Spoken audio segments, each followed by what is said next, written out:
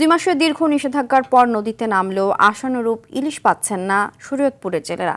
খরচ পরিমাণ টাকা না ওঠায় হতাশার কথা বলছেন তারা। এদিকে সরবরাহ কম থাকায় চড়া দরে বিক্রি হচ্ছে মাঝারি থেকে বড় আকারের ইলিশ। তবে নদীর পানি বাড়লেও আশানুরূপ ইলিশ জালে ধরা পড়বে বলছে মৎস্য বিভাগ। শরীয়তপুর প্রতিনিধি আসাদ গাজীর পাঠানো তথ্যচিত্রে বিস্তারিত জানাচ্ছেন সাকিব আল হাসান।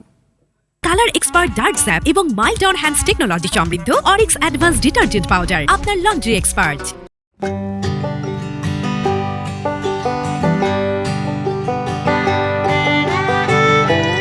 জাটকা সংরক্ষণে 2 মাসের নিষেধাজ্ঞার পর বৃহস্পতিবার মধ্যরাত থেকেই নদীতে নামতে শুরু করেন শরীয়তপুরের জেলেরা। শুক্রবার ভোর থেকে রূপালী ইলিশ নিয়ে ঘাটে ফিরতে থাকেন অনেক জেলে। তবে জালে ধরা পড়ছে না বড় ইলিশ। ঘন্টার পর ঘন্টা জাল ফেলেও কাঙ্ক্ষিত পরিমাণ ইলিশ না পেয়ে হতাশ তারা। অনেক গাঙ্গ আর আইসি জাল বাইতে অনেক মাছ নেই। আর এই মাছের যা ভাই সরকারিভাবে যা জিনিস দেয় এটা আমাকে পোষে না।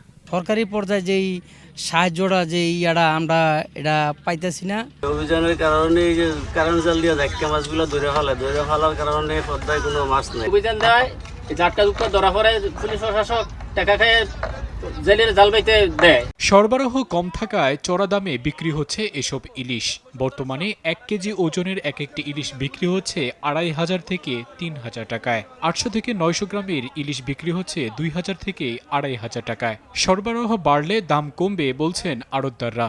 এখন ইলিশ মাছ যেরকম আমদানি আছে, আমদানির চেয়ে গ্রাহক বেশি হওয়ার কারণে দামটা একটু বেশি আর কি চড়া মূল্য যাচ্ছে। গত বছর তুলনায় আপনার এবছরে তার অর্ধেকও মাছ নাই। আশানুরূপ ইলিশ জালে ধরা পড়বে বলছেন এই মৎস্য কর্মকর্তা।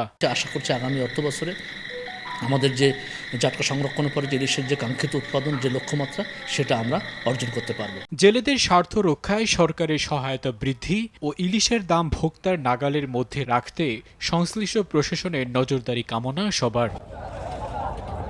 সাকিব আল হাসান, RTV।